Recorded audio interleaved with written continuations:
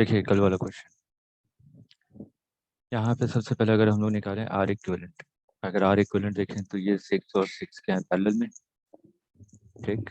ये कितना हो जाएगा 3, और ये कितना 6 और 3 क्या है पैरेलल में, ये कितना हो जाएगा 2, तो 2 और 3 क्या हो गया सीरीज में, कितना हो जाएगा 5। हमारी करंट कितनी जाएगी, I is equal to V divided by R equivalent. R equivalent की वैल्यू कितनी आ गई 5, तो ये आ जाएगा आपका 4 एम्पियर।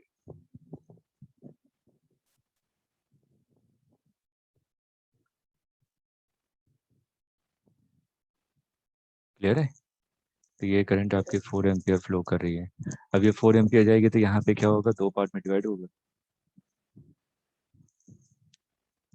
मान लीजिए I1, इसको मान लीजिए I2। एक्स मेरे को नहीं पता कि यहाँ का आपका पोटेंशियल कितना है, तो तरीका क्या था करने का, यहाँ पे हम लोग अगर इसके लिए नोडल एनालिसिस लिखें, incoming current is equal to outgoing current. 4 ampere current आपकी I1 और I2 में डिवाइड हो रही है, तो 4 ampere is equal to I1 plus I2। I1 को क्या लिखूंगा मैं, potential difference divided by resistance. Potential difference कितना है आपका, अब देखिए ये 20 है तो ये 0, ये 20, ये 20 तो ये भी 20, ये x, ये 0 तो ये भी 0, ठीक है। अब I1 इज इक्वल टू क्या लिखूंगा, I1 इज इक्वल टू लिखूंगा 20 माइनस एक्स डिवाइडेड बाई 6, और I2 क्या लिखूंगा 20 minus x divided by 3। Solve कीजिए, x की वैल्यू बताइए कितनी आ रही है।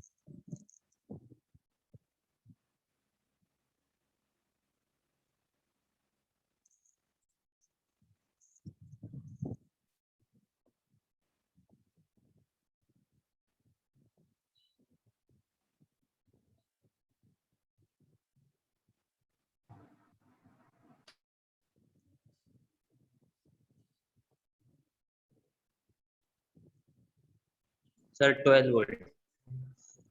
12, ठीक है। यहाँ से आपकी x की वैल्यू आ गई 12। अगर x की वैल्यू 12 आ गई तो I1 कितना हो जाएगा, 20 माइनस 12, 8, 8 डिवाइडेड बाई 6, 2/3 एम्पियर। और ये कितना हो जाएगा 20 माइनस एक्स, मतलब कि 8, 8 डिवाइडेड, इसको हायर पोटेंशियल मानेंगे। क्या सर आपने कहा था x को हायर पोटेंशियल मानेंगे।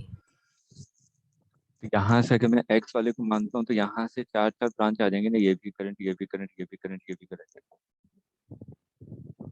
तो मैं तो ये निकाल रहा हूँ, दोनों तरीके से कर सकते हैं। मैंने तो यहाँ पे लगाया नोडल कि 4 एम्पियर इनकमिंग करंट है और I1 I2 I क्या है outgoing current. Incoming current is equal to outgoing current. आपकी मर्जी है, यहाँ पे लगाइए यहाँ पे लगाइए। मैंने यहाँ से x की वैल्यू निकाली 12। अब I1 इज इक्वल टू क्या हो जाएगा 20 माइनस 12, 8, 8 डिवाइडेड बाई 6, ये कितना आ जाएगा 2/3 आ रहा है ना, नहीं सॉरी 4/3।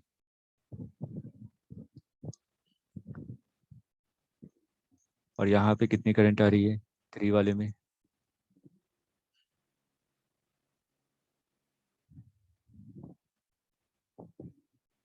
ये करंट कितनी I2 की वैल्यू 8/3 8/3। अब देखिए x की वैल्यू आप ऑलरेडी निकाल चुके हैं,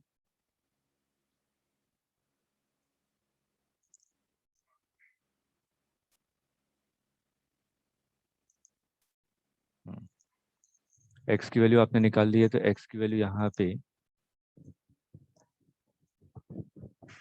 12 आ गई, 12 वोल्ट। अब ये वाली करंट निकाल सकते हैं कि हम लोग कि इस वाले 6 ओम में कितनी करंट जा रही है, 12 माइनस 0 डिवाइडेड बाई 6, ये कितना 12/6 मतलब कि 2 एम्पियर। अब लॉजिकली देखिए, यहाँ से करंट आ रही है 4/3, इधर करंट चली गई 2, इधर कितनी गई होगी 2 माइनस 4/3 ना। Incoming is equal to outgoing current, यही है कॉन्सेप्ट। इधर मान लीजिए इधर आई करंट, ठीक, तो मैं इधर यहाँ पे क्या लिखूंगा 4/3 plus I is equal to 2। तो I इज इक्वल टू क्या आ जाएगा 2 माइनस 4/3, ये आ जाएगा आपका 2/3 sir 4/3 is equal to I plus होना चाहिए ना। माइनस में आ जाएगा साइन, सर यानी कि ऊपर से मतलब उसमें से करंट आ रहा होगा ऊपर की तरफ।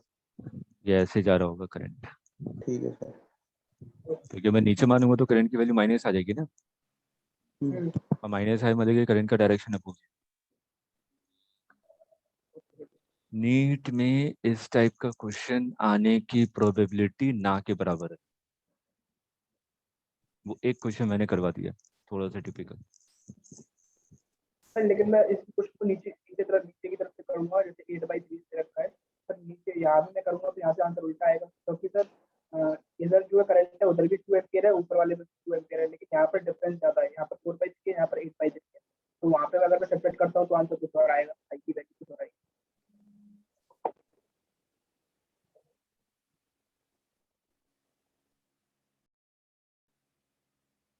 अच्छा, यहाँ से कितना आ रहा है? यहाँ से अगर मैं करूंगा 8/3 plus I is equal to 2, तो वहाँ से कुछ और आएगा।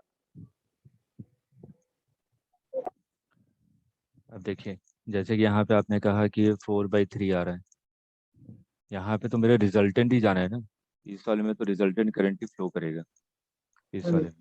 अब वो रिजल्टेंट करंट हमारा किस पे डिपेंड करेगा? जो करंट ज़्यादा होगा, ज़्यादा तो ऊपर वाला ही होगा ना। तो ये समझ में नहीं आया। इस सर्किट को देखिए, थोड़ा सा ऐसे बनाइए। यहाँ से 4/3 आई, यहाँ से कितना आया 8/3, ठीक। दोनों यहाँ पे ऐड हो गए, ठीक है। अब ऐड होके यहाँ पे कुछ जा रहा है, यहाँ पे कुछ जा रहा है, यही हो रहा है ना। ये वाली करंट मेरे को पता है, तो ये वाली करंट निकाल सकता हूँ।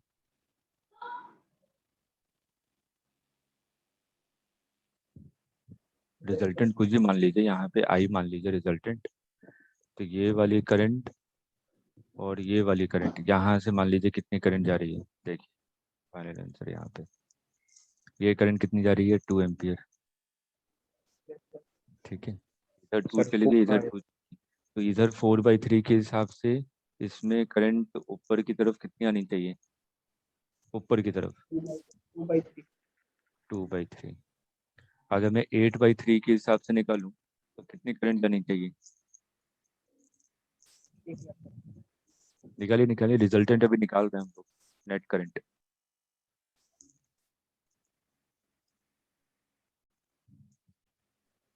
तो ये भी ऊपर की तरफ जाएगी 2/3।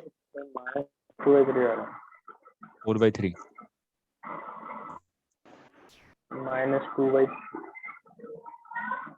-2/3। -2/3। हाँ 8/3 ये दो।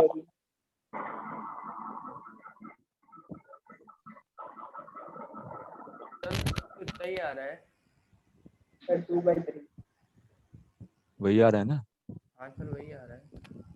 वही तो मैंने बोला ना, वो रिजल्टेंट करंट ही वहां पे फ्लो करेगी। आपने कैसे कैलकुलेट किया था? माइनस साइन आएगा तो अपोजिट आ गया ना, ठीक है। तो हम लोग यहाँ पे नोडल लगा रहे हैं, वो अपना आप ही सब चीज़ों को ले लेगा, रिजल्टेंट को। नेट वाले कंफ्यूज मत हो, ये नहीं आएगा क्वेश्चन कि दोनों का पोटेंशियल सेम है, शॉर्ट सर्किट में करंट कितनी जा रही है, आज तक कभी नहीं आया।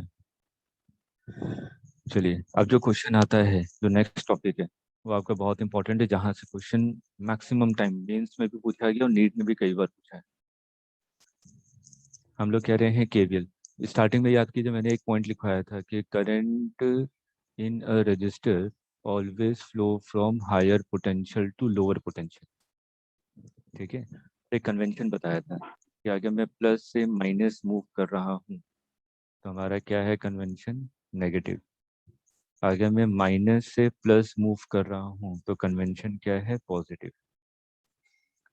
आप लोग उल्टा भी ले सकते हैं, उससे कोई फर्क नहीं पड़ रहा है, कन्वेंशन है ये तो। अब यही हम लोग करते हैं केवीएल। जैसे कि मैंने कहा कि एक सर्किट का कोई पार्ट है,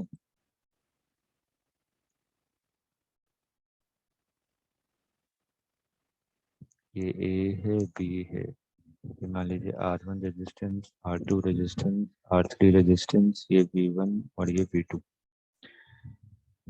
क्वेश्चन आपने देखा होगा, आपसे पूछा जाता है कि ए और बी के अक्रॉस कितना पोटेंशियल डिफरेंस है। इस टाइप के क्वेश्चन देखे हैं ना, कि अगर बी का पोटेंशियल दिया हो तो ए का पोटेंशियल कितना है, जो कल पूछ रहे थे आयुष कि किसी एक पर्टिकुलर पॉइंट को मेरे को पोटेंशियल निकालना है। तो ठीक, तो हम लोग हमेशा, मैंने कहा कि करंट का डायरेक्शन तो आप एज्यूम करते हैं कि करंट का डायरेक्शन क्या होना चाहिए। ठीक, तो मैंने कहा कि करंट मान लीजिए राइट डायरेक्शन में मूव कर रहा है। अगर करंट राइट डायरेक्शन में मूव कर रहा है तो यहाँ पे रेजिस्टेंस कौन कौन से हैं, R1, R2, R3। मैंने क्या बताया था कि जो करंट का डायरेक्शन होता है रेजिस्टेंस में हमेशा higher potential to lower potential होता है। तो आपने क्या किया, यहाँ पे plus minus plus minus plus minus, higher to lower higher to lower higher to lower. तो ये करंट को आपने राइट डायरेक्शन में माना हुआ है। अब ए पॉइंट से मूव करना स्टार्ट कीजिए। ए पॉइंट का पोटेंशियल कितना है, वी ए। प्लस से माइनस जाएंगे तो माइनस आई इंटू R1। उसके बाद टर्मिनल देखिए, नेगेटिव से पॉजिटिव जा रहे हैं, इसका मतलब प्लस V1। फिर पॉजिटिव से नेगेटिव जा रहे हैं तो माइनस IR2। फिर पॉजिटिव से नेगेटिव जा रहे हैं -V2।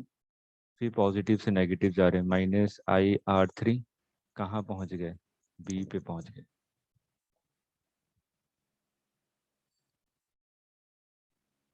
ध्यान से सुनिए, कहीं पे कंफ्यूजन है तो पूछ। सर एक बार रिपीट कर दीजिए। मैंने कहा कि ये किसी सर्किट का एक छोटा सा पार्ट है, ठीक है, और उसमें करंट का डायरेक्शन आपने माना हुआ है। मैंने मान लिया कि करंट का डायरेक्शन आपका राइट है। यहाँ पे जितने भी रेजिस्टेंस है, करंट हमेशा रेजिस्टेंस में क्या होता है, higher potential to lower potential flow करता है। तो सबसे पहले रेजिस्टेंस में plus minus plus minus plus minus assume कर लीजिए। उसके बाद ए पॉइंट से मूव करना स्टार्ट कीजिए। ए पॉइंट का पोटेंशियल आपने मान लिया वी ए, तो प्लस से माइनस मूव करेंगे तो -IR1। उसके बाद जो वोल्टेज टर्मिनल आ रहा है वो नेगेटिव पहले आ रहा है, तो इसका मतलब नेगेटिव से पॉजिटिव मूव कर रहा हूँ, तो प्लस V1। फिर प्लस से माइनस -IR2। उसके बाद प्लस से माइनस -V2। फिर प्लस से माइनस -IR3। कहाँ पहुँच गए, बी पॉइंट पे पहुँच गए। ठीक है। सर एक चीज बताइए, हम्म, सर ये इसमें करंट कांस्टेंट होगा क्या पूरे में? और क्या, वेरिएबल होगा क्या? सर क्यों बीच में, सर ये जो वोल्टेज बैटरी उससे क्या लगी है, लेना देना है, सीरीज में करंट सेम होता है, वो अपने आप को एडजस्ट कर लेगा कितनी करंट फ्लो हो। सर ये अगर सर जैसे जो ए और वी के V1 का डिफरेंस है, सर V1 और V2 का जरूरी थोड़ा ना वो सेम हो उसका और R2 के साथ रेशियो। R2 कांस्टेंट है, V1 और V2 भी कांस्टेंट है, तो सर उसे तो मैं एडजस्ट करके एज अ सिनेरियो बना सकता हूँ ना सर। सीरीज में करंट सेम होता है कि वेरिएबल होता है, बस ये बता दीजिए।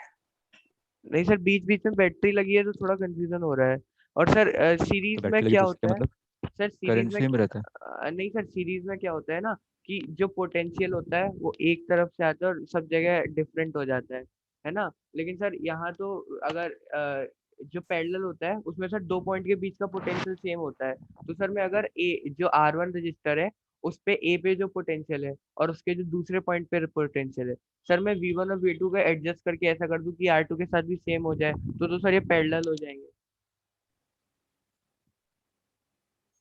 पैरेलल इसको नहीं कहते, इस चीज को हमेशा ध्यान रखिएगा। पैरेलल का मतलब होता है कि दोनों के एंड आपस में जुड़े हों, तभी पैरेलल कहेंगे, नहीं तो अदरवाइज कभी नहीं कहेंगे। सर ऐसे भी तो कहते थे, वो कई सारे क्वेश्चन हम करते थे जिसमें दोनों कौन अगर, कहता था? सर वो 10th में करते थे ऐसा। तो जो बेवकूफ़ बनाए उनसे पूछिएगा, मैं कोई बेवकूफ़ नहीं बना रहा, अभी तो करवा सर रहा हूँ एक, कुछ। हाँ ये KVL की फुल फॉर्म सर एक बार बता दीजिए। Kirchhoff voltage law. इसको इंपॉर्टेंट मार्क कीजिएगा, बहुत बार क्वेश्चन आए हैं। इसी बार मेंस ने 2 बार क्वेश्चन पूछा था, और नीट ने भी बहुत बार क्वेश्चन पूछा।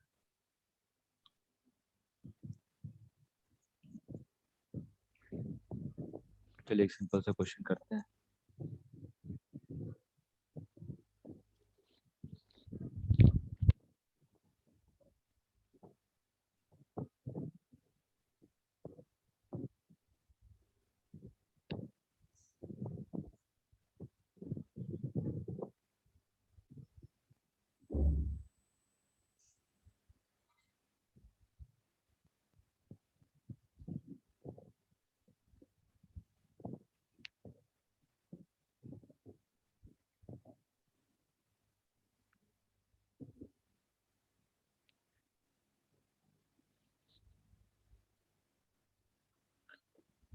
फाइंड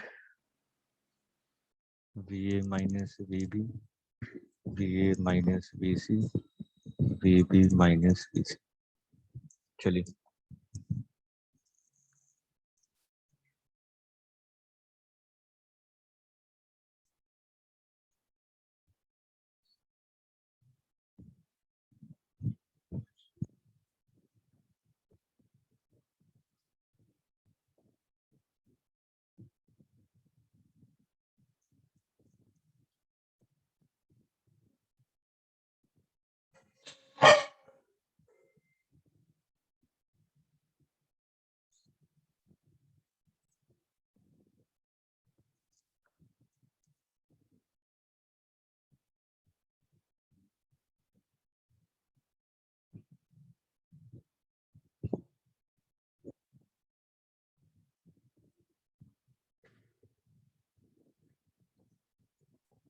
सबसे पहले करंट जिस डायरेक्शन में दिया हो हमेशा प्लस से माइनस मान लीजिए। मैं एक पार्ट कर देता हूँ, ए से बी मूव कर रहे हैं, ऐसे मूव कर रहे हैं आप, तो ए पॉइंट का पोटेंशियल VA प्लस से माइनस -5 इंटू 2 प्लस से -10 प्लस से -5 इंटू 3 प्लस से -2 इंटू 5 प्लस से माइनस से ++2 कहाँ पहुँच गए, बी पे पहुँच गए। उसी तरीके से बी से सी पे आइए, बी से सी पे आएंगे तो बी का पोटेंशियल VB प्लस से -2 माइनस से ++2 इंटू 5 फिर प्लस से -4 प्लस से -3 into 1 is equal to VC। उसी तरीके से ए से सी मूव कीजिए, आ जाएगा तो पॉइंट के बीच में पोटेंशियल डिफरेंस।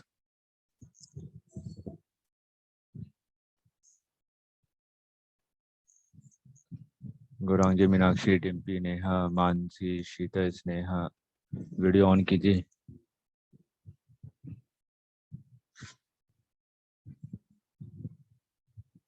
तो दीदी मैंने दिखाया मैंने इक्वल्स टू कैसे आया सर? 2 into 5 plus 2 equals कहाँ पे 1 to 5 से जो फर्स्ट पार्ट आपने कराया है तो -5 into 3 equals to 2 into 5 equals to 5 into equal नहीं है, इक्वल नहीं है, अरे ये माइनस है। अच्छा सर, जो आप ये बी से सी मूव कर रहे हैं सर, वहां पे आपने साइन चेंज नहीं करा है? जो पहले साइन लिया था वही यूज करा है, फिर साइन चेंज करंट करा? का डायरेक्शन तो पता है ना आपको, वो थोड़ी ना साइन यस चेंज सर, कर देगा। ठीक है। वो और तो एक सर बार एक साइन जो बना दिया वो वैसे का वैसे ही रहेगा। सर एक चीज बताइए, जो सर ये 3 ओम वाला रजिस्टर है ना सर, इसमें तो सर वो क्या बोलते हैं 8 ओम करंट जाना चाहिए, नहीं वो 2 एम्पियर है, फिर ठीक है सर 5 होगा।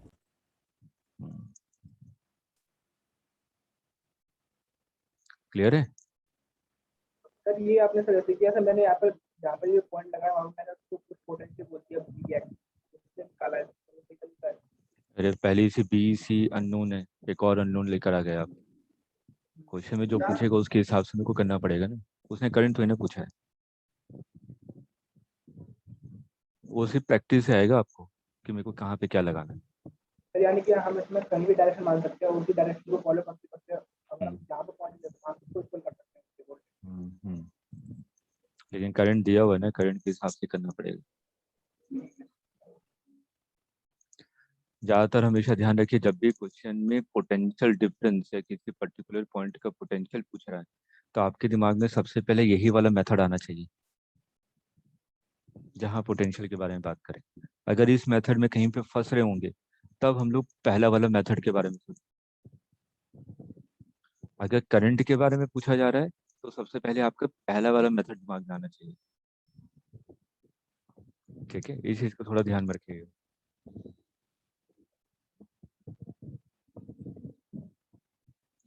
चलिए अब हमारा नेक्स्ट टॉपिक है बैटरी।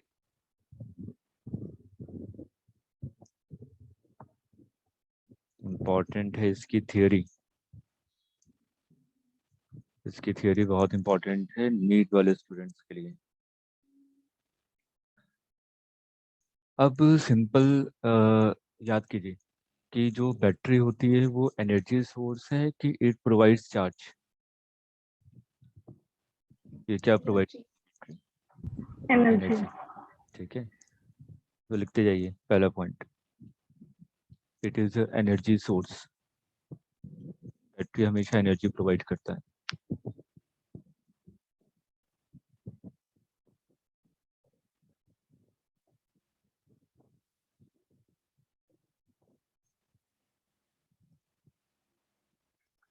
अब थोड़ा सा लॉजिकली इस पे चलते हैं। हम लोग यहाँ पे पढ़ते हैं ईएमएफ, इलेक्ट्रोमोटिव फोर्स। ईएमएफ है क्या? बहुत बार सुना है आपने, ईएमएफ सुना है ना, EMF of the cell.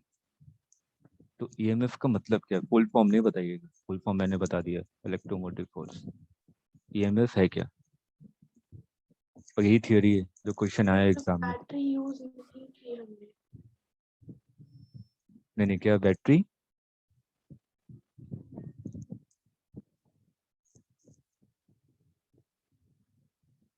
Sir जब वर्किंग कंडीशन में नहीं होता।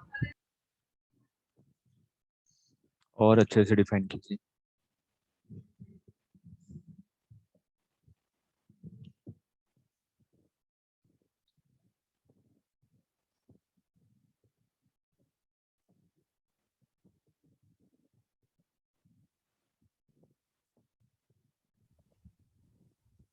सर अर्जुन, पोटेंशियल डिफरेंस जब कुछ करंट फ्लो नहीं करता। वो तो ठीक है, वो तो मैथमेटिकल रिलेशन के हिसाब से बता रहे हैं कि when current is zero the potential difference across the terminal is known as EMF of the cell. मेरे को इसकी बेसिक डेफिनेशन चाहिए।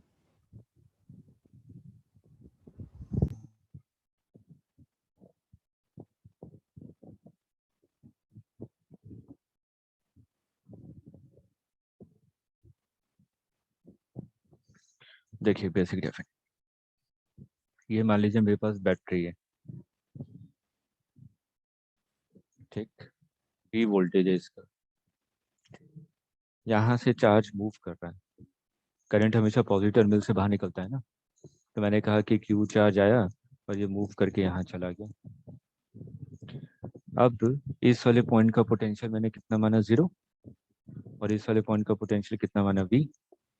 जब चार्ज यहाँ पे होगा तो इसके पास पोटेंशियल एनर्जी कितनी है? जीरो। क्यू इंटू वी, ये होता है ना पोटेंशियल एनर्जी। तो यहाँ पे जब चार्ज पहुंचा तो इसके पास पोटेंशियल एनर्जी कितनी है? Q we.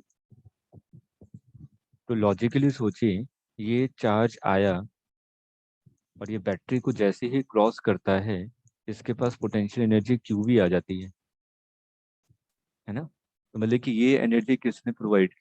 बैटरी ने। चार्ज आया और बैटरी ने उसको एनर्जी दे दी, वो एनर्जी लेके चार्ज चला गया।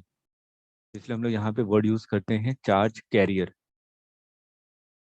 ठीक है, कि वो एक एज ए कैरियर काम करता है, एनर्जी को कैरी कर रहा है फिर लेके जा रहा है। ठीक है, वो लेके कहाँ जा रहा है उससे भी कोई मतलब नहीं है। तो यहाँ पे तो सिंपल सोचिए, ये एनर्जी आई कहाँ से? आपने कहा बैटरी से आई, तो इसका मतलब बैटरी ने जो वर्क डन किया वो पोटेंशियल एनर्जी में चली गई, या हम लोग कह रहे हैं काइनेटिक एनर्जी में चली गई क्योंकि चार्ज मूव कर रहा है। ठीक है, तो यहाँ पे अगर मेरे को लिखना है कि work done by battery, work done by battery क्या लिखेंगे? बिल्कुल बेसिक तरीके पे आ जाइए।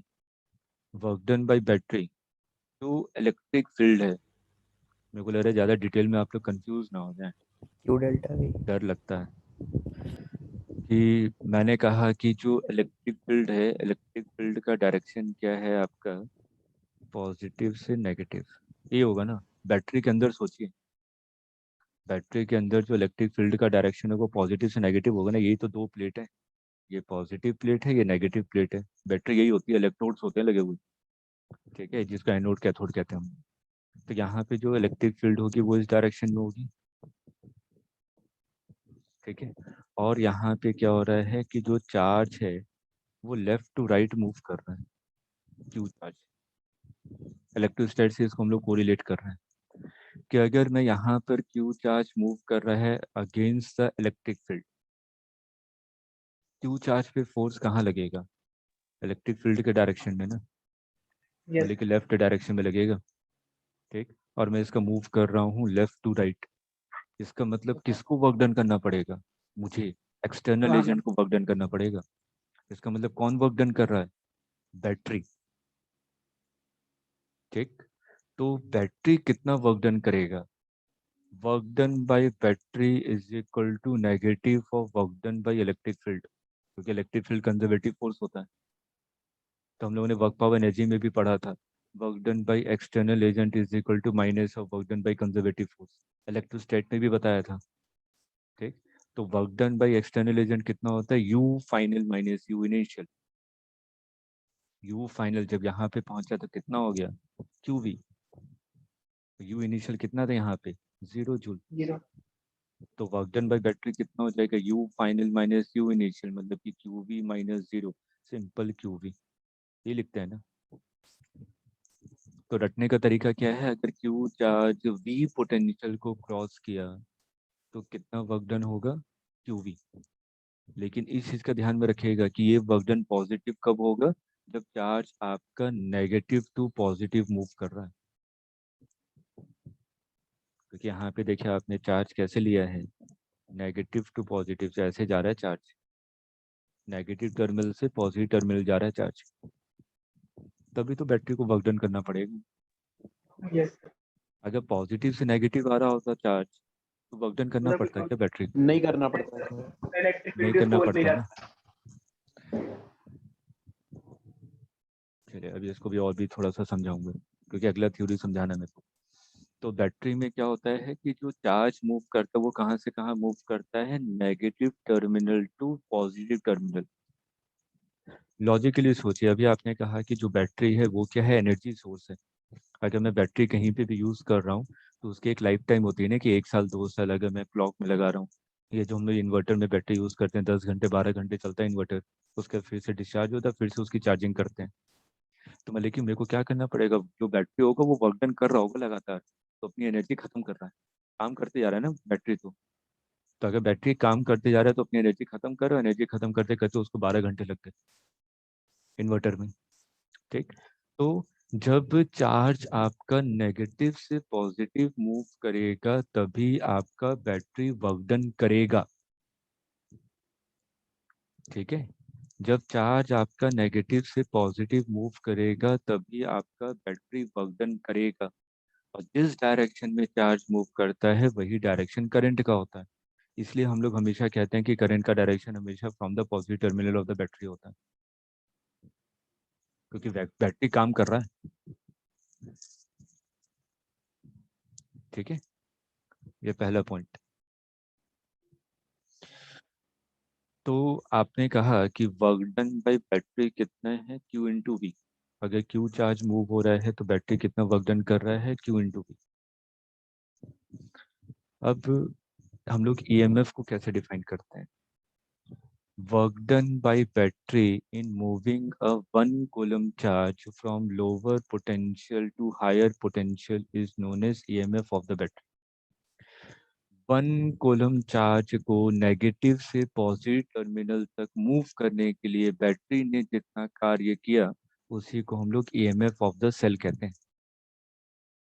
लिख लीजिए, ये है एग्जैक्ट डेफिनेशन EMF का मतलब।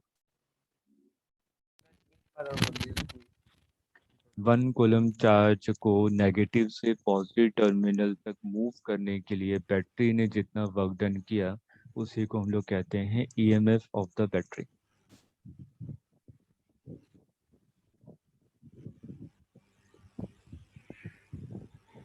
Sir, one moving 1 coulomb charge from positive to negative terminal. Work done by battery to move the 1 coulomb charge from the negative terminal to positive terminal is known as EMF of the battery। ठीक है, और इस statement को important mark कीजिएगा, direct statement कई बार पूछा है exam में।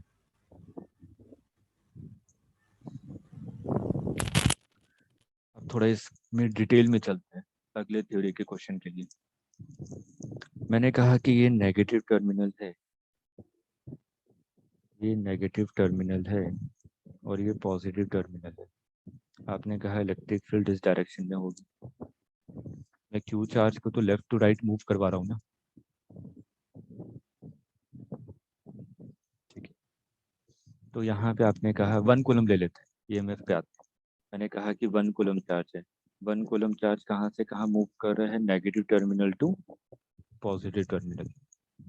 ठीक है, 1 कूलम चार्ज को नेगेटिव से पॉजिटिव टर्मिनल मूव करने के लिए बैटरी जितना कार्य करेगा उसे हम लोग क्या कहेंगे, ईएमएफ ऑफ द बैटरी। अब इलेक्ट्रिक फील्ड आपका लेफ्ट डायरेक्शन में है, तो इस पे जो फोर्स लगेगा 1 कूलम पे वो कहाँ लगेगा, बैटरी के द्वारा फोर्स जो लगेगा वो लेफ्ट डायरेक्शन में लगेगा, बैटरी के द्वारा जो फोर्स लग रहा है। ठीक,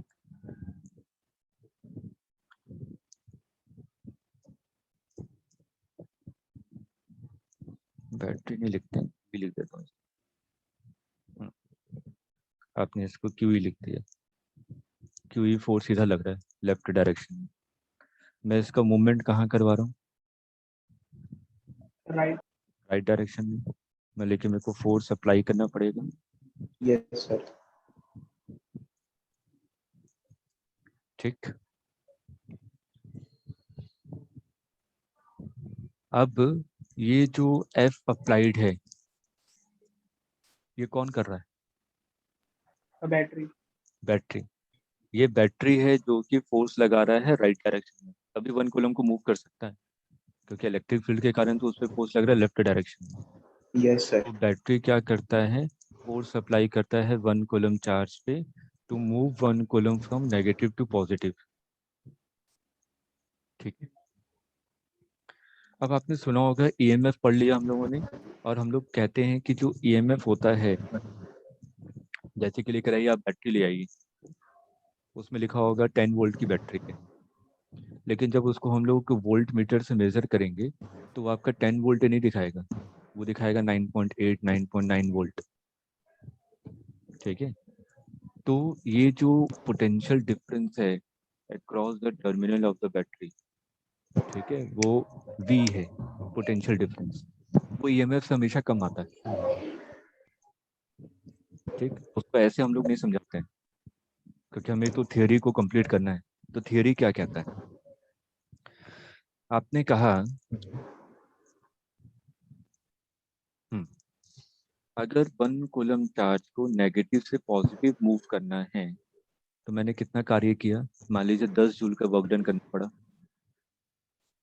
ठीक, लेकिन एक अपोजिंग फोर्स भी लग रहा है ना, यस सर। हमें अपोजिंग फोर्स के अगेंस्ट में वर्क डन कर रहा है। ठीक है, तो अपोजिंग फोर्स कितना वर्क डन कर रहा है, थोड़ा सा मैकेनिक्स से इसको कोरिलेट करते हैं ताकि चीजें बस एक बार आपको बस पकड़ में आ जाए कि मैं क्या समझाना चाहता हूँ। जैसे कि मान लीजिए एक ब्लॉक है, ब्लॉक को आप मूव करना चाहते हैं रफ सरफेस पे। ठीक है, तो मैं जब रफ सरफेस पे उसको मूव करना चाहता हूँ तो मैंने कहा कि अगर वो स्मूथ होता, मेरी बात को ध्यान से सुनिएगा, अगर वो स्मूथ होता तो मेरे को कितना वर्क डन करना पड़ता, 100 जूल, लेकिन फ्रिक्शन के कारण अपोजिट डायरेक्शन में वर्क डन हो रहा है 80 जूल अगर रफ है तो। मैंने कहा कि फ्रिक्शन भी वर्क डन कर रहा है अपोजिट डायरेक्शन में, जिस डायरेक्शन मूव करूंगा फ्रिक्शन अपोजिट डायरेक्शन में लगेगा, तो work done by friction negative होता है ना।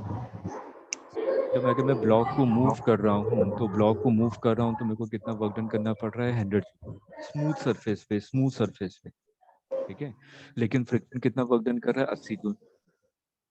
ठीक, तो उसी तरीके से अगर मैं बैटरी को यहाँ पे अगर कोरिलेट करूँ तो मैंने कहा कि बैटरी को अगर 1 कूलम चार्ज को नेगेटिव से पॉजिटिव मूव करना है तो उसने कितना वर्क डन किया, 100 जूल।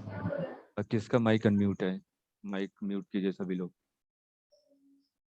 हाँ, तो मैंने कहा कि बैटरी को अगर नेगेटिव से पॉजिटिव मूव करना है तो उसने कितना वर्क डन किया, 100 जूल, लेकिन क्यूई फोर्स तो लेफ्ट डायरेक्शन में लग रहा है ना, उसके द्वारा तो कुछ ना कुछ वर्क डन होगा।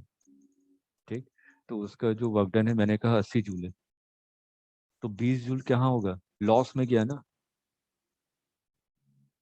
क्योंकि अपोजिट डायरेक्शन में फोर्स लग रहा है तो लॉस में तो जाएगा ही जाएगा। ठीक, तो वो जो लॉस में जो जा रहा है वो कहाँ जाता है, internal resistance of the circuit. नहीं आया समझ, एक बार थोड़ा सा रिकॉल कीजिए 2 मिनट कि क्या समझा रहा हूँ मैं, फिर से कहता हूँ।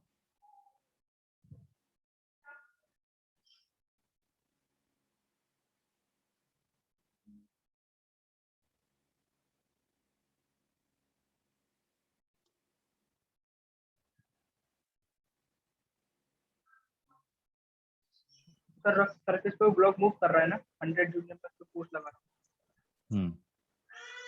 तो सर आपने बोला कि 80 जूल जो है वो फ्रिक्शन ले रहा है। लॉस में चला गया। हाँ तो जो जो 80 जूल होगा वो लॉस में जाएगा क्योंकि वो बचा कितना? 20। वही तो नेट वर्क डन हुआ ना, हाँ सर। वही होता है potential difference across the battery. अब इसको मैं यहाँ पे समझता हूँ।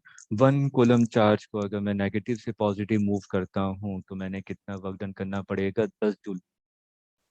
लेकिन क्योंकि एक अपोजिट डायरेक्शन में इलेक्ट्रिक फील्ड था, ठीक है, तो मतलब कि लॉस होगा। अब वो कितना लॉस हुआ? 2 जूल। तो मेरे को मिला कितना? 8 जूल। तो ये जो Yes. 8 जूल है वही है potential drop across the terminal of the battery. और जो 10 जूल है वो क्या है? EMF of the battery. और जो 2 जूल है वो क्या है? Loss, internal loss. और सर जो वोल्ट मीटर दिखाएगा सर वो 8 जूल दिखाएगा अभी आप। हाँ हाँ हाँ। आपने कितना वर्क डन किया? 10 जूल का। ये क्या है? ईएमएफ है। आपको 2 जूल का लॉस हुआ। ये क्या है? Internal loss. Net work done कितना मिला आपको? 8 जूल। ये क्या है? Potential drop across the terminal. जो हम लोग वी लिखते हैं ना किसी भी सर्किट में, जो सॉल्व करते आ रहे थे अभी तक। और लॉस हमेशा कहाँ होता है?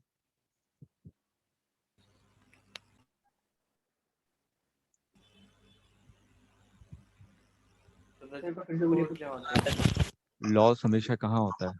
जहाँ पर फोर्स रेजिस्टेंस क्या में। हमेशा रेजिस्टेंस में। इसको हमेशा ध्यान में रखिएगा। बोलिए। सर जो QE है ये तो सर एक कंजर्वेटिव फोर्स है, और सर जो कंजर्वेटिव फोर्स होता है उसके अगेंस्ट अगर हम वर्क डन करते हैं तो फिर सर वो फ्रिक्वेंसी एनर्जी को चेंज करता है, और फ्रिक्शन तो नॉन कंजर्वेटिव फोर्स है, तो फिर सर उसमें उसके अगेंस्ट जो वर्क डन होता है वो एनर्जी लॉस में जाता है। यहाँ भी लॉस में जा रहा है। हाँ तो सर ये तो लेकिन कंजर्वेटिव फोर्स है ना, तो कौन electrostatic conservative force? QE electrostatic force अरे लग रहा है किस डायरेक्शन में लग रहा है? अपोजिट। अपोजिट ना। हमें हाँ मूव कर रहा हूँ राइट डायरेक्शन में। एंगल कितना वो? 180 cos 180 माइनस। हाँ तो सर ये तो पोटेंशियल एनर्जी चेंज में पूरा जाना चाहिए ना किसमें? सर, क्योंकि ये तो कंजर्वेटिव फोर्स है तो पूरा पोटेंशियल एनर्जी चेंज में जाना चाहिए ना, work done against conservative force. अरे यहाँ पे काइनेटिक एनर्जी आती है, करंट मूव करता है ना। हाँ सर काइनेटिक एनर्जी का भी मालूम होगा। मैं तो समझाने के लिए कह रहा था, आपने उसको पूरा उसके साथ ही जोड़ दिया। वो हाँ वो समझाने तो के लिए सर मैं कह रहा था। फिर से ध्यान से सुनिए, ये थ्योरी पूछी गई है मेडिकल में, और गलत गलत उल्टे उल्टे तरीके से पूछी गई है, इसलिए इसको ध्यान से समझ लीजिए। 1 कूलम चार्ज को मूव करने के लिए नेगेटिव से positive work done by battery ना है 10 जूल। उसी को मैंने क्या कहा? ईएमएफ। क्योंकि क्यूई फोर्स आपका 1 कूलम के अपोजिट डायरेक्शन में लग रहा था, तो उसने भी तो अपोजिट डायरेक्शन में वर्क डन करेगा। मैंने मान लिया 8 जूल वर्क डन किया, ठीक है। तो ये जो 8 जूल है वही क्या है? आपका पोटेंशियल ड्रॉप अक्रॉस द। और लॉस कितना हुआ? वो जूल। और सर एक चीज बताइए, बैटरी एफ अप्लाइड कहाँ से लाती है? Chemical reaction. केमिस्ट्री नहीं पढ़ रहे हैं क्या? केमिस्ट्री पढ़ाऊँ मैं? नहीं सर केमिस्ट्री ये में अभी पूरी पढ़ा नहीं है, पूरी इलेक्ट्रोकेमिस्ट्री है पूरी की पूरी। अभी वो पढ़ा नहीं है सर, उसमें बताएंगे ये चीज? तो और क्या? ठीक है इन सर। लोगों से पूछे, इन लोगों को पता है इलेक्ट्रोकेमिस्ट्री में यही सब है। आयंस मूव करें, सॉल्ट ब्रिज होता है, क्या क्या पता नहीं क्या क्या बताते हैं उसमें कहानी। ठीक। तो मेरा पार्ट तो है ना, मेरे को तो भारी भारी चीजें बतानी है। सिंपल सा सोचिए, फिर से समझा रहा हूँ। मैंने कहा कि बैटरी ने वर्क डन किया 10 जूल, लेकिन एक अपोजिट डायरेक्शन में फोर्स लग रहा है, तो लॉस होगा ना एनर्जी का, ठीक है। और वो एनर्जी लॉस कितना हो रहा है? 2 जूल। बचा कितना आपके पास? 8 जूल।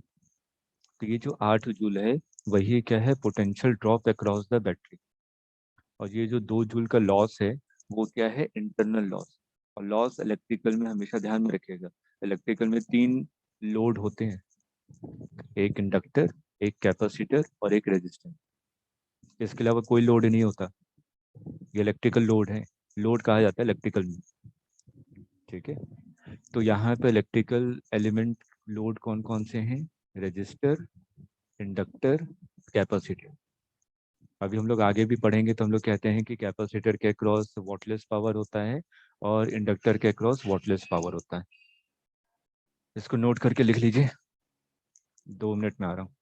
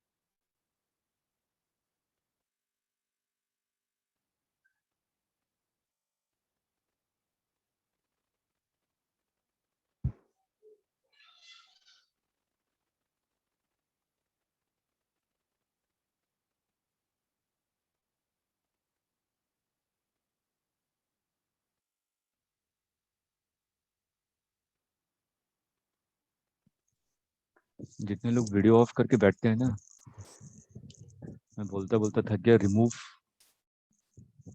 कर दिया, 3 घंटे की क्लास ले लूंगा, पहले बता दे रहा हूँ। अपने आगे वाली क्लास भी कैंसिल कर दूंगा आगे बढ़ाने के लिए।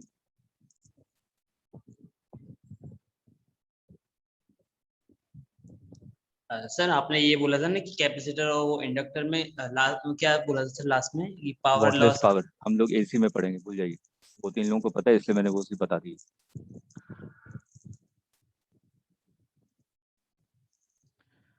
अब इसलिए आपने देखा होगा कि हम लोग जब भी बैटरी लेते हैं एक इंटरनल रेजिस्टेंस लगाते हैं।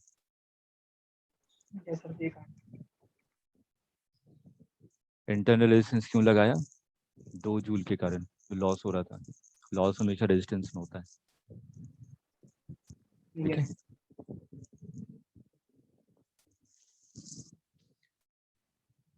अब एक चीज आती है, एग्जाम का क्वेश्चन है, हम लोग देखते हैं ना कि मेरे पास चार्जेबल बैटरी है, क्योंकि इन्वर्टर वगैरह सब आपकी चार्जेबल बैटरीज होती हैं। जब वो एनर्जी डिस्चार्ज कर रहा है, मतलब कि लाइट कट गई और बैटरी पे पूरा लाइट पावर सप्लाई हो रही है, उस केस में इक्वेशन, ठीक है, केवीएल इक्वेशन लिखनी है। और एक बार जब मैं चार्जिंग कर रहा हूँ, जब लाइट आ गई तो हम लोग पावर ऑन कर देते हैं, बैटरी चार्ज होता रहता है, उस केस में केवीएल इक्वेशन क्या होगी।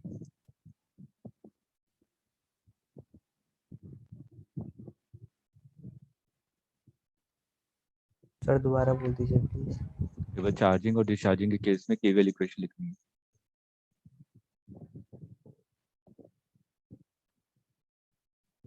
चार्जिंग के केस में ये होगी क्या, IR प्लस समथिंग, और डिस्चार्जिंग के केस में उल्टा। क्या हवा में? हवा में नहीं हो रहा है।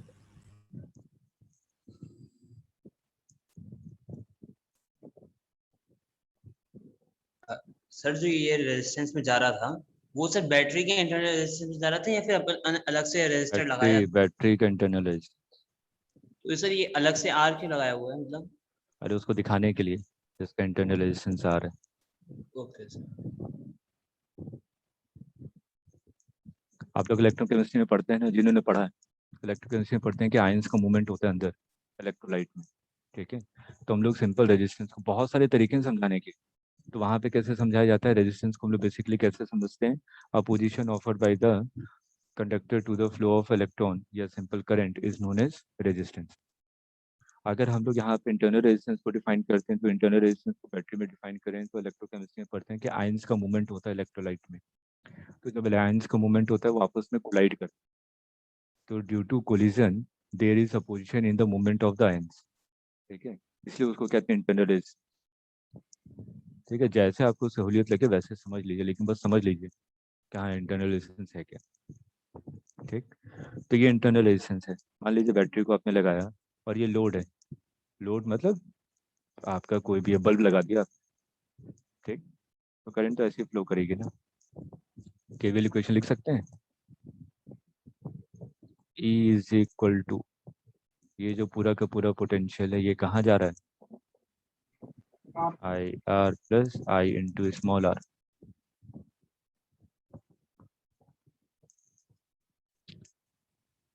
ठीक है, भाई केवल इक्वेशन का क्या मतलब है?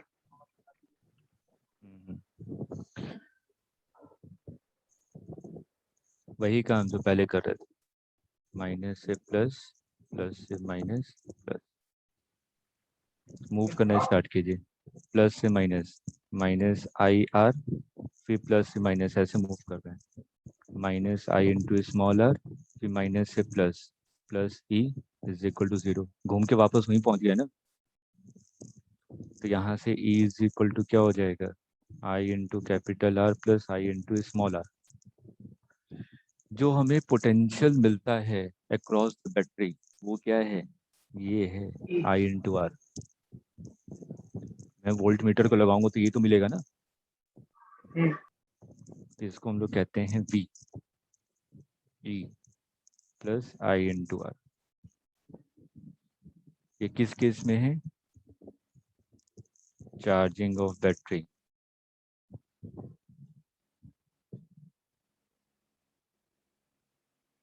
Sorry discharging of battery. Battery energy दे रहा है, अगर बैटरी एनर्जी ले रहा होगा, लॉजिक से अगर हम लोग भूल जाते हैं केवीएल लगाना, ठीक है, लॉजिकली सोचिएगा कि अभी क्या है, बैटरी एनर्जी दे रहा है, तो अगर मेरे को एनर्जी देनी है तो मेरे पास एनर्जी ज़्यादा होनी चाहिए ना, ज़्यादा होगी तभी तो दे पाऊँ। ठीक है, इसका मतलब मेरे पास एनर्जी E है, वो एनर्जी मैं बाहर दे रहा हूँ और कुछ इंटरनल लॉस में चला गया, मैं देने वाला काम कर रहा हूँ। अगर मैं चार्जिंग वाला काम करूँगा, मतलब कि मैं एनर्जी ले रहा हूँ, तो एनर्जी ले रहा हूँ तो मेरी एनर्जी कम होगी ना सामने वाले से, तभी तो मैं उससे लूंगा। यस तो मतलब कि V is equal to E plus I into are.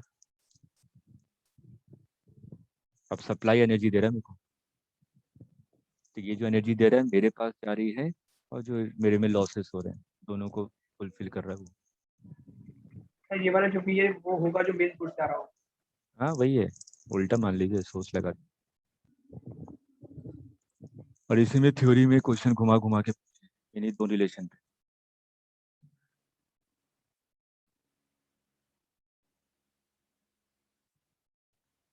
इसको दूसरे तरीके से भी लिखा जाता है, सर डिस्चार्जिंग ये ऑफ थोड़ा बैटरी सा को। एक चीज अरे पूछने के लिए बोलेंगे, चुप क्यों हो गए? सर ये पूछ रहा था कि सर मतलब क्या सर बैटरी ड्रेन होती जाती है तो धीरे धीरे उसका पोटेंशियल कम होता जाता है, पोटेंशियल डिफरेंस किसकी बैटरी की सर। एनर्जी कम होता जाएगा? पोटेंशियल डिफरेंस हुई ना, चार्ज तो उतने को उतना ही मूव कर रहा है आपका। तो फिर सर ये वाली इक्वेशन का फिर सर फायदा क्या रहा? किसका? ये जो आपने वाली इक्वेशन लिखी अरे वो है डिम होते हैं, जैसे कि बैटरी बिल्कुल खत्म हो रही है हाँ तो देखते हैं वो बहुत डिम लाइट हो जाती है, तो हम लोग कहते हैं हाँ इन्वर्टर सर, पे लोड वो tip tip tip tip tip करने लग जाता है। हाँ सर, ठीक है, मतलब क्या वो बिल्कुल डिस्चार्जिंग वाले स्टेज पे आ चुका है। हाँ ठीक, अब उसकी जो पोटेंशियल है वो बहुत ड्रास्टिकली चेंज होने वाला है। काफी हद तक तो वो सेम पोटेंशियल प्रोवाइड करता रहता है जब तक उसके पास सफिशिएंट अमाउंट ऑफ एनर्जी है। डिटेल में मत भागिए, आप लोगों को डिटेल में बताऊंगा एक बार फिर से, ठीक है ना। ठीक है सर। हम लोग कई बार आपके एग्जाम में डिस्चार्जिंग और चार्जिंग नहीं मिलता, आपको लिखा रहता है battery act as a source.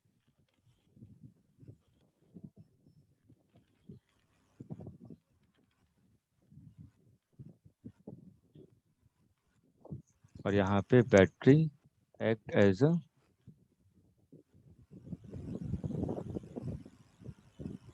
Load. Second case में बैटरी आपका लोड की तरह काम कर रहा है क्योंकि एनर्जी ले रहा है, और पहले केस में एनर्जी दे रहा है इसलिए वो सोर्स की तरह काम कर रहा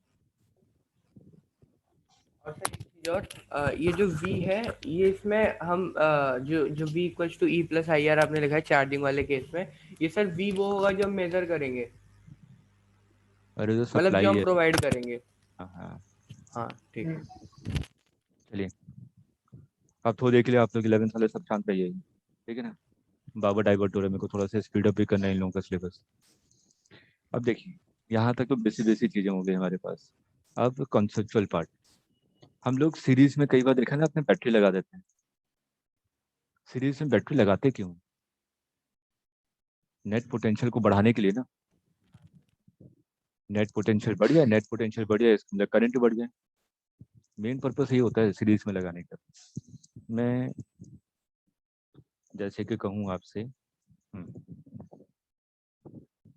ये 100 वोल्ट है और इसका इंटरनल रेजिस्टेंस मैं मान लेता हूँ 2 ओम, और इसको आपने लगा दिया एक लोड रेजिस्टेंस है 8 ओम का।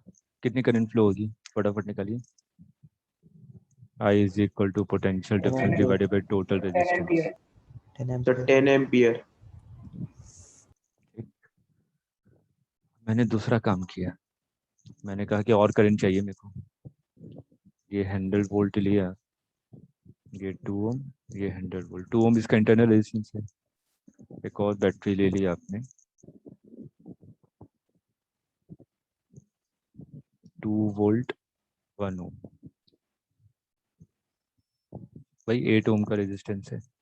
एक और बैटरी इसकी सीरीज में लगा दी। अगर आप यहाँ पे ध्यान से देखिए, दोनों का वोल्टेज ऐड होगा कि सब्ट्रैक्ट होगा?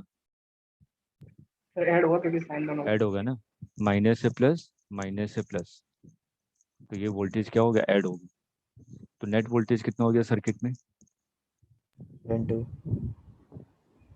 टोटल रेजिस्टेंस कितना हो गया? 11 यस सर 30 11 सर 11 है। कितना आ रहा है वैल्यू? निकाले निकाले फटाफट। सर 9.27। 9.27, ठीक है, अप्रॉक्स वैल्यू 9.2। हम लोग चाहते क्या थे? करंट बढ़ जाए ना। अपने मेन पर्पस पे जाइए। आपने तो यहाँ पे लगाया था कि मैं यहाँ पे वोल्टेज लगाना चाहता हूँ और करंट को बढ़ाना चाहता हूँ, इसे तो एक और बैटरी लगा दी थी आपने। अब इसके पीछे लॉजिक, जिसको लॉजिकली सोचते हैं। मान लीजिए आप रेसिंग ट्रैक पे दौड़ रहे हैं 400 मीटर की रेस पे, ठीक है, काफी तेज रफ्तार से दौड़ सकते हैं। ठीक, अब मैंने आपके साथ एक बच्चे का हाथ पकड़ा दिया। अब आपके बच्चे को हाथ को पकड़ के दौड़ना है, क्योंकि यहाँ पे देखिए आप हैं 100 वोल्ट और दूसरा वाला है 2 वोल्ट, है ना। तो मतलब कि उसके सामने तो बहुत छोटा है ना 100 वोल्ट के सामने दूसरा वाला। ठीक है, तो आपने क्या किया, आप दौड़ रहे थे और मैंने कहा कि आप बच्चे का हाथ पकड़ के दौड़िए। आपकी स्पीड कम हो जाएगी, उतनी तेज बस तेजी से दौड़ सकते हैं। सर कम हो जाएगी सर। कम हो जाएगी ना, बच्चे के कारण आपको स्पीड अपनी कम करनी पड़ेगी। ठीक है, इसको भी इसी तरीके से, यहाँ पे 100 वोल्ट है, 100 वोल्ट आपका पहले दे रहा था 10 एम्पियर करंट, लेकिन इसने देखा जो बगल में लगा दिया वो तो छोटा लगा दिया, तो तुम्हारे हिसाब से मेरे को काम करना पड़ेगा, मेरे को भी अपनी हैसियत को कम करनी पड़ेगी। ठीक, तो ये बहुत इंपॉर्टेंट थ्योरी का पार्ट है कि जब भी मैं सीरीज में वोल्टेज सोर्स को लगाता हूँ तो इस चीज का ध्यान में रखता हूँ कि जो भी वोल्टेज सोर्स लगाऊं वो दोनों एक दूसरे के कंपेरेबल हों, बहुत ज्यादा ड्रास्टिक चेंज ना हो दोनों के डिफरेंस।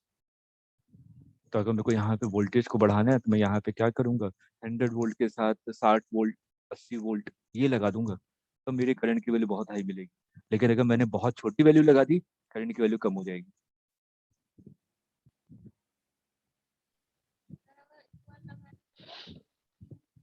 क्या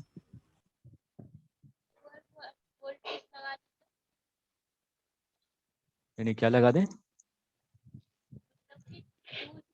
माइक को ऊपर करके बोलिए निशा, माइक को ऊपर करके बोलिए। सर सेकंड वाली भी है ना पहले की जैसी लगा दी तो इक्वल।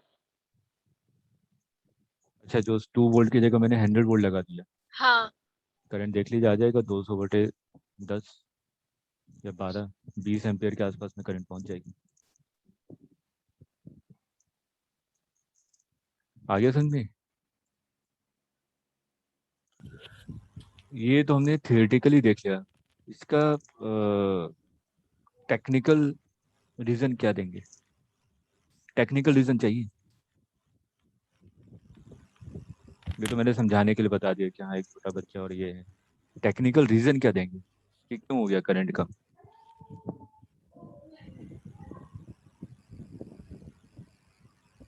सर ये कह सकते हैं कि जितना क्या कहते हैं, तो जितना इफेक्टिव उसको करंट देना था 2 वोल्ट को, तो उतना उससे कहीं ज्यादा सर वो इंटरनल एनर्जी में था, ताकि सर करंट कम हो। सर हम लेकिन एक मैंने, चीज से सुनिए अब, मैंने क्या कहा कि मैंने तो इस सोच से 2 वोल्ट को सीरीज में लगाया था ताकि क्या हो जाए, आपका नेट करंट बढ़ जाए, मैंने यही सोच के लगाया था ना 2 वोल्ट को। ठीक है, लेकिन जब मैंने प्रैक्टिकली इसको कैलकुलेट किया तो 10 एम्पियर से कम करंट मिल रही थी। ठीक, तो करंट अगर कम मिल रही है तो इसका मतलब लॉसेस ज़्यादा हो रहे होंगे ना। ठीक है, तो इसका मतलब अगर मैं यहाँ पे 2 वोल्ट को सीरीज में लगाकर 2 वोल्ट को सीरीज में लगा के काम करूं तो यहाँ पे क्या होगा, इंटरनल लॉसेस बढ़ जाते, तो इसके कारण क्या हो जाती है, करंट की वैल्यू कम हो जाती है।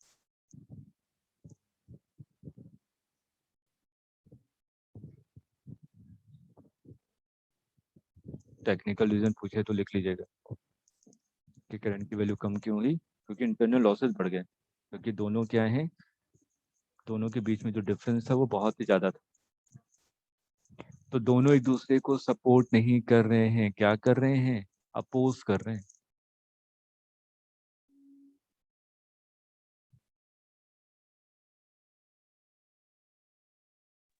सर मैं ऐसा नहीं कह सकता कि जो 2 वोल्ट के कारण जो करंट मिला होगा, तो सर जैसे वो उतना करंट नहीं दे पा रहा होगा तो उसका जो 100 वोल्ट का जो कुछ करंट है वो इसको सपोर्ट करने में चले गया होगा, जिससे नहीं वो नहीं थोड़ा नहीं नहीं नहीं, ऐसा नहीं कहते। क्लियर है? एक चीज बताइए, जैसे जो 2 वोल्ट वाली बैटरी है ना, उसमें सर मैं मान लेता हूँ अभी के लिए, मान लीजिए उसमें लोअर पोटेंशियल 0 वोल्ट है और हायर पोटेंशियल उसका 2 वोल्ट है, और सर जो 100 वोल्ट वाली बैटरी है उसका जो लोअर पोटेंशियल है वो 5 वोल्ट है और हायर पोटेंशियल 105 वोल्ट है। तो फिर सर जो ये 2 वोल्ट का हायर पोटेंशियल से 100 वोल्ट के लोअर पोटेंशियल में जो फिर करंट जो है वो तो सर किस डायरेक्शन में फ्लो करेगा? ऐसे तो फिर तो सर पूरा सर्किट का ऐसे सिस्टम थोड़ी ना बिगड़ मानते जाएगा। हैं, एक कन्वेंशन आपने 0 मान लिया, दूसरे में 5 मान लिया, हलवा है क्या? नहीं सर, वो तो बैटरी होगी ना बनी बनाई, अब उसमें हम कुछ कर थोड़ ना सकते। तो माना आपने क्या बोला, 2 वोल्ट के लोअर को मैंने 2 मान लिया, 0 मान लिया, और 100 वोल्ट वाले को नहीं 5 मान लिया, वो तो सर गिवन जबरदस्ती। हुआ ना। वो कन्वेंशन तो एक ही लेके चलेंगे, गिवन थोड़ी ना रहता है, हम लोग सपोज करके क्वेश्चन को सॉल्व करते हैं। अच्छा, और सर ये 100 वोल्ट का फिर लोअर पोटेंशियल हम किस बेसिस पे मानेंगे? इससे हाई 2 वोल्ट के हायर पोटेंशियल से कम ही मानना पड़ेगा मतलब? अभी हम अगला टॉपिक आ रहे हैं, सीरीज कॉम्बिनेशन, पैरेलल कॉम्बिनेशन। ठीक सर।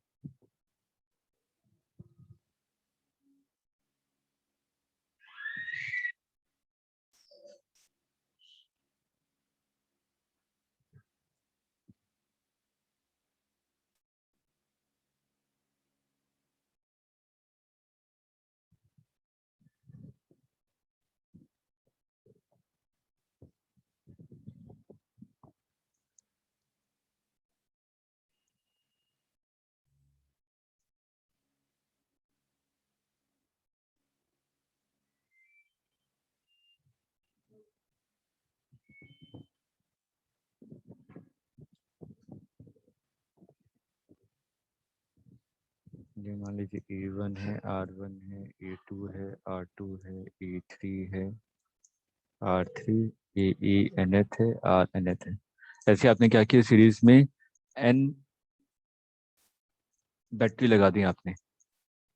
E नेट कितना होगा?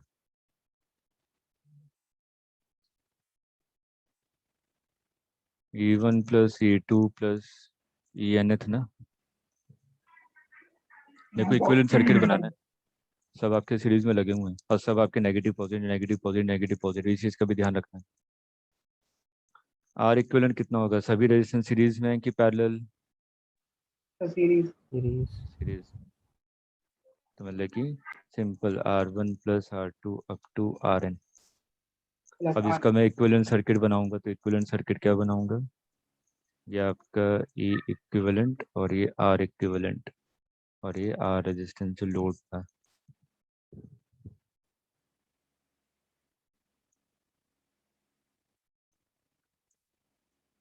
अब मेरे क्वेश्चन को ध्यान से सुनिएगा, ठीक है?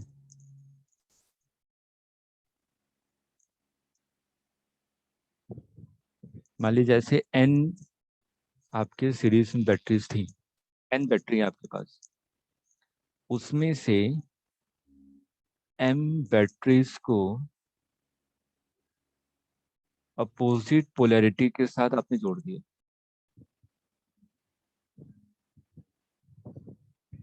तो ए इक्विवेलेंट कितना होगा? क्वेश्चन आया समझ में? जैसे 10 बैटरी हैं आपके पास, ठीक? 10 में से आपने 2 बैटरी को अपोजिट पोलैरिटी, भले कि सभी 8 कैसे थे, plus minus plus minus plus minus plus minus, लेकिन आखिरी वाले जो 2 थे तो उसको माइनस प्लस उल्टा जोड़ा। Sir n minus m। n-2। Arjun ने सही कहा, n-2m। मैं हर एक को मान लेता हूँ E1 E2, ये सभी क्या हैं? E के इक्वल है, हर एक का पोटेंशियल E है, ठीक? मैं पहले ऐसे 6 का एग्जांपल ले लेता हूँ, उसको फिर जनरलाइज कर देता हूँ। मेरे पास 6 सेल थे, नेगेटिव पॉजिटिव नेगेटिव पॉजिटिव,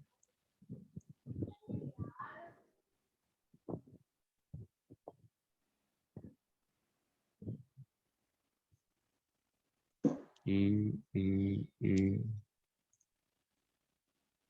ये 6 सेल लगे हुए आपके, ठीक है?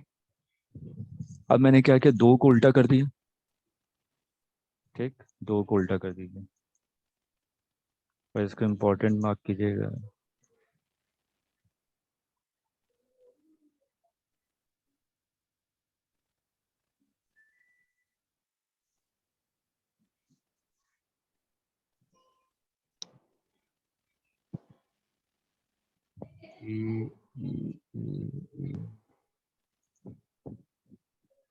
अब अगर मैं इस वाले केस में अगर E इक्विवेलेंट लिखूं,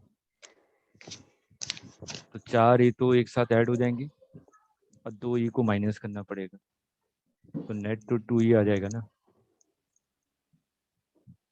4 तो सिंपल ऐड हो गए, E plus E plus E plus E, और ये अपोजिट में इसलिए -2E, ठीक? तो ये आ रहा है E इक्विवेलेंट। अब इसको थोड़ा दूसरे तरीके से सोचिए। आपने क्या कहा, एक को आपने अपोजिट किया, एक बैटरी को अपोजिट किया तो इसने एक बैटरी को खा गया, दूसरे को अपोजिट किया तो ये एक और को खा गया, बचे दो ही तो। ठीक, अब इसको थोड़ा सा जनरलाइज फॉर्मूला अगर करें तो हमारे पास कितने थे, 6 थे, 6 में से कितने गायब हो गए, 4 ना, बोले कि जितने आपने अपोजिट किए थे उसके दुगने गायब हो गए। अपोजिट कितने किए थे, 2, उसके दुगने गायब हो गए, मतलब 4। तो इसलिए अगर मैं यहाँ पे इसको जनरलाइज करूँ तो यहाँ पे जनरलाइज फॉर्मूला क्या लिख सकते हैं, ये इक्विवेलेंट कितना हो जाएगा, n तो था ही, उसमें से कितने गायब हो जाएंगे, 2m, जितने अपोजिट किए थे, इनटू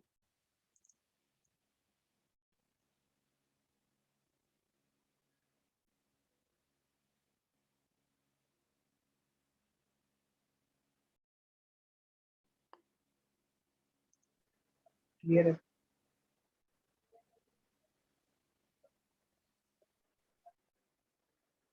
सर थोड़ा ये मतलब कम समझ में आया जो आपने ऐसे बस बोल दिया कि एक दूसरे को कैंसिल कर दिया उन्होंने, कैसे मैथ्स है, मैथ्स तो ज़्यादा समझानी चाहिए। मैथ्स तो है लेकिन सर वो अच्छा मतलब वो माइनस ही हो जाएगा। हाँ, वो तो अच्छा इक्विवेलेंट लिखना है, तो उसको जैसे मैथ्स में कन्वर्ट करिए, मैथ्स के फॉर्मूले में। क्लियर है इसको सर, लिख सकते क्लियर। हैं n minus m next into E minus क्या, n minus m into E minus simplify करके ही है। वही चीज आएगा। अब देखिए यहाँ पे मैं सिंपल सा क्वेश्चन पूछ रहा हूँ कि ये जो केवीएल है, Kirchhoff voltage law, it is based on, किस पे बेस्ड है, कोई बता सकता है, नीट वाले बताएंगे, मेरे को आंसर चाहिए, आप लोगों ने पढ़ा होगा। Kirchhoff voltage law is based on, conservation of charge, conservation of charge. और कोई,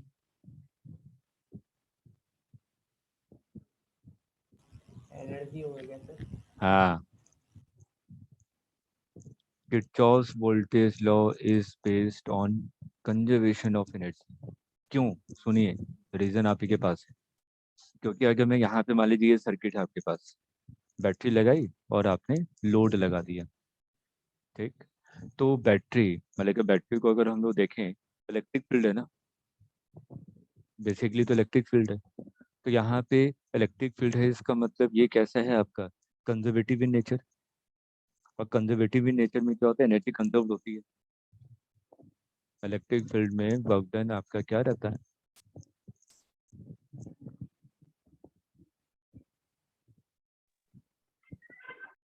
बोलिए बोलिए।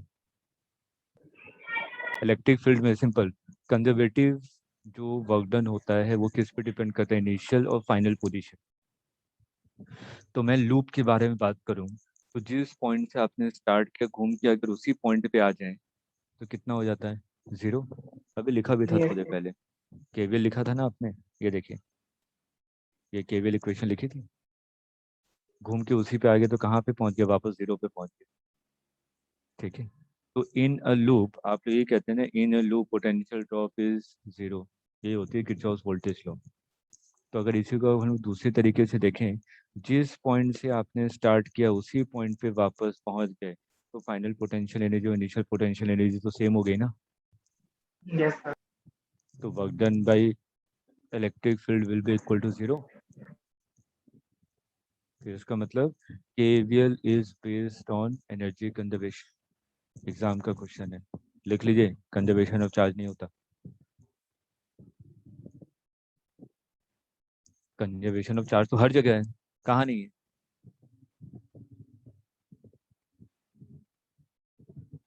अच्छा सर, जैसे ही आपने बैटरीज लगाई हुई है दो, जैसे उसे जो भी है बाद में आप लोग अलग से क्वेश्चन पूछेगा नेक्स्ट।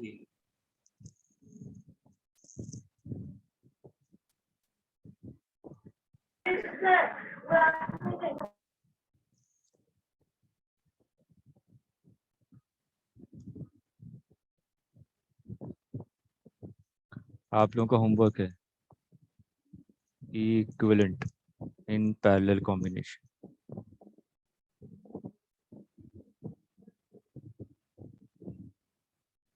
इसको थोड़ा सा पढ़ कर आइए, कल का टॉपिक यही होगा, इक्विवेलेंट इन पैरेलल कॉम्बिनेशन, जिसको हम लोग पहले ख़त्म करेंगे, उसके बाद हम लोग आर इक्विवेलेंट पे आ जाएंगे, अलग अलग तरीके कि कैसे आर इक्विवेलेंट निकाला जाता है, जो कि काफ़ी इंपॉर्टेंट है और उस पर क्वेश्चन पूछे जाते हैं आपके।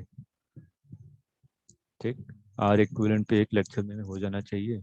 उसके बाद फिर आपका पोटेंशियोमीटर, मीटर ब्रिज, व्हीटस्टोन, तो 3 लेक्चर और मैक्सिमम हम लोग सैटरडे तक कोशिश करेंगे इसको बाइंड अप कर दें। ठीक है, और उसके बाद ये खत्म होने के बाद फिर मैं ग्रेविटेशन स्टार्ट करूँगा, और ग्रेविटेशन एक्स्ट्रा क्लास में लूँगा, इस चीज़ का ध्यान रखिएगा। रेगुलर क्लास तो जैसे चल रही है वो चलते रहेगी, ग्रेविटेशन एक्स्ट्रा क्लास में 11th वालों के साथ, क्योंकि उन लोगों का भी ग्रेविटेशन बचा हुआ है। ठीक है, 11th वाले जा सकते हैं, नीट वाले रुके रहिएगा, 2 मिनट बात करनी है। सर एक पूछना सर क्वेश्चन। नहीं, बाद में पूछेगा, अभी नहीं, टाइम नहीं है ना, मेरी लगातार क्लास है, इन लोगों की और भी क्लास लेनी है।